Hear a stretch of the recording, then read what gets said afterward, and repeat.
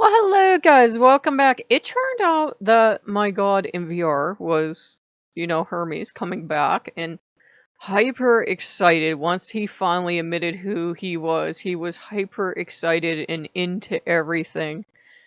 I swear he invented VR because he just loves it. He accepts the reality of virtual reality, which you can't explain until you're actually in there. You either like video games or you don't. You're either in there in living in the video game, like those of us that played the original Atari and the original Legend of Zelda, you either got into the game and lived in that world or you didn't. And he has that ability to live in there. Of course he does. And he was just going nuts. He's like, this is so awesome. How could anyone not like VR just in the home alone? It went from a really basic kind of ugly home that you would go in there and every time you went into your VR home, it was like there was an earthquake going on. You would turn your head and it would go boom, boom, boom, boom, boom, boom, boom. It was terrible. It went from that to you were frightened of moving and it was all janky and you thought you wasted your money on VR to beautiful. You have this beautiful spacious home. You can decorate it any way you like. You can pick out the floor, the walls, the ceiling. You can pick out 4 or 5 different outsides and you can go walk on your porch and look outside. You can have all these interactive things. And it's like a playground just in the home now. We have animal companions, I suppose is a proper term. We have hummingbird, we have a couple dragons. We got the jellyfish tank back in. He's like, jellyfish, and he can accept the reality and life of these creatures in VR, which is a very special talent. Most people that are meant for VR will look and go, that's, I don't like it. We're there like, jellyfish, jellyfish. And we have a jellyfish tank, and we have the hummingbird, and we have the 2 dragons. And you can have a fairy, but I don't like the fairy. I love actual fairies, but I don't like this fairy because she scares so easy. If with my poor vision, by the time I get close enough to see her, she's scared and she hides. She makes these little sounds, and I don't like that. I don't like anything I scare, so I'm like, I'm sorry, I can't have you with me. She's cute. I love her. She's cute as a button, but she scares too easy, and I'm like, oh, I feel bad now. So we don't have her, but we have like all these other companions, and they keep working quietly at it to improve the graphics and improve the platform.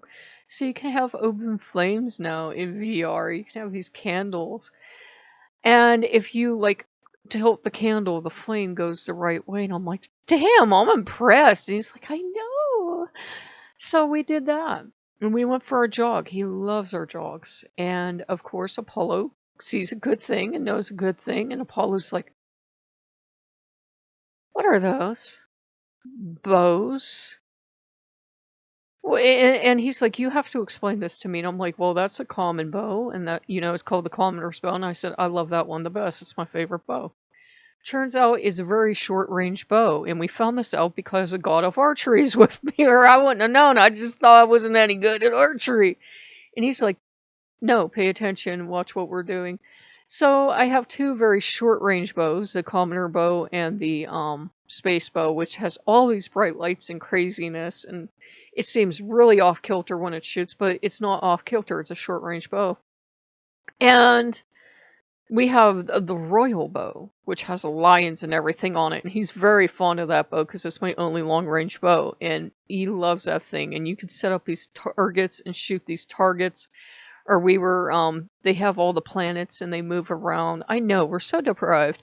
And we're shooting those as moving targets, and it takes some practice, I'm not like an ace with the bow or anything, but I did decent. And then we have a laser gun, and he was having me practice with that, and he had me practice with both hands. I'm like, you're tough. This is an actual workout. He's like, you're going to get this practice.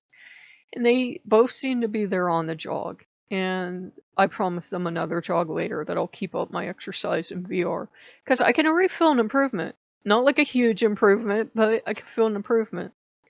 So it's been really a blessing to have those fresh eyes, especially now that the Oculus is kind of old news, because the Pimax is coming out. And Pimax 10 times better than Rift, ha ha ha. And yeah, if you have about 3,000 some dollars, if that's what it tops out at for the best, the 8K, yeah, and that's just for the headset, over $3,000, because you got to figure in taxes and everything else. So over $3,000 just for the headset. Then you gotta go out and buy sensors. I think it might even ship with a special graphics card. I'm like, holy mother of God, does it or doesn't it? Or maybe that's the recommended graphics card. I don't know, but you would need an absolute beast to run this. I have a beast, but she's an Oculus beast to run this thing. I don't want to think of the money you'd have to spend on that computer. I'm thinking $5,000 would be like the minimum to walk in the door and kind of have it play. Kind of.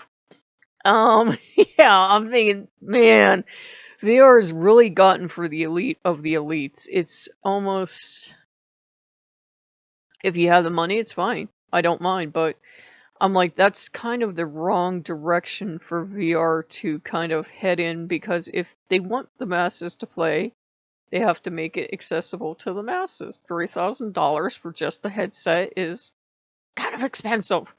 Well, you could get the Rinkadink headset they made for like 300 some dollars.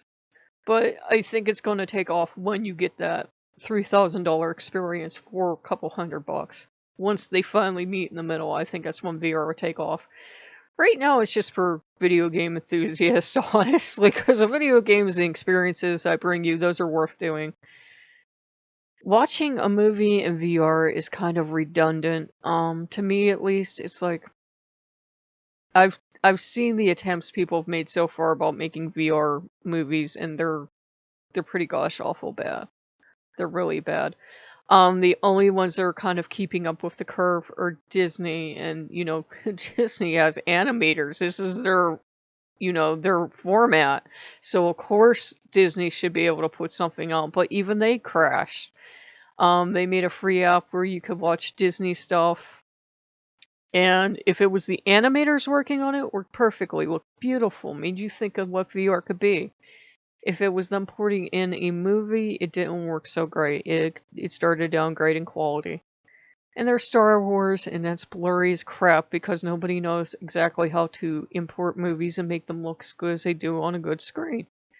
And Marvel has never updated, never will, because remember, they own Marvel. And I'm just so mad that there's no Marvel experience. I'm like, damn it, I want me some Marvel. You're like 20 Marvel films behind. So yeah. It's an amazing experience, and it's amazing to have the boys in there with me because they really like it. It was just a case of Loki likes it too. Loki likes his play too, but he was willing to step back and let them play with me. My favorite Rinkadink Park came out with their 5th and final skin in its Day of the Dead, and we were having so much fun. And these graphics are so absurdly cartoonish and bad. I've had you in there. I freaking love it. I love it. It reminds me of the 80s when they were first starting, 80s or 90s when they were first starting to make 3D videos for you to watch at home. And you would watch this computer generated video. And it's those kind of graphics. It's like more to the cartoonish side, not the surrealist side. And it's just, I love it. I eat it up. I'm the only one that has clocked over 6 hours on that game. Most other people clock out at about 10 minutes and they never play it again. And I'm like, oh my god, I love this. It's benefits of being old. It's like, it's a blessing. The VR carts really doesn't move too fast. It has improved, but I can definitely tell it's a blessing that it's like not the fastest racing game out there, because somebody in their 40s can keep up just fine, and I can pretty easily win the races. But yeah, now I think I'm feeling interest for that, so it's been good. It's been a blessing having them in, and I think we haven't had VR long enough to know the total effects, but I think it's like it's making me more positive person. Some days I still have struggles, I do, and it's making me more resilient, I think, because I'm just starting to notice stuff in the real world that you usually don't appreciate. But I was looking around, I'm like, all things considered, I have a really nice home. I do. I have a very pretty home. And I wouldn't notice that if I wasn't constantly in VR and it wasn't constantly about looking around and enjoying your environment. 'Cause it's the whole entire reason VR exists is to look around and enjoy your environment. So it was good to have them back, and I think they're back for more, but they're kind of like the tides. They come in and they're in for a while and then they're out, and I have to roll with that, so that's okay. And it's been good, and I think Loki has amused benevolence because there's nothing like watching Hermes run around in VR and be like, "What's this? And what's this? And what does this look like? And can we have a cities? Can we have a city, please?"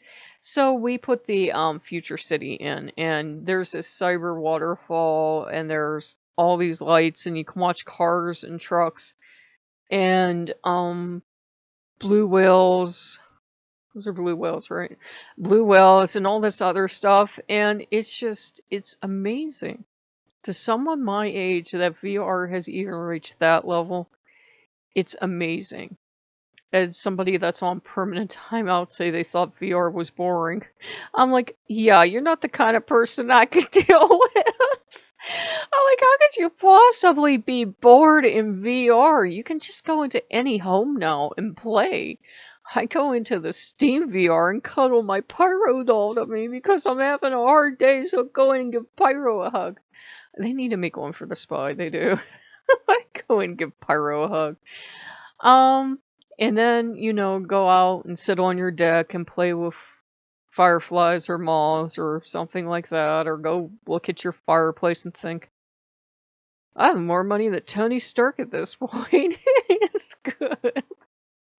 So yeah, guys, it's something I wish I could bring you all into. I really do. I can't wait for the day when the price point and the technology meet happily in the middle.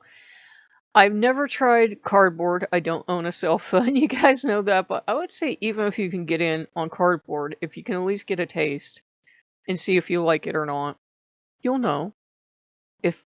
If people didn't like video games back when we had just arcades or the Atari 2600, they're not going to like this any better. It's just a thing. You either like it and find it beautiful and fascinating, or you don't.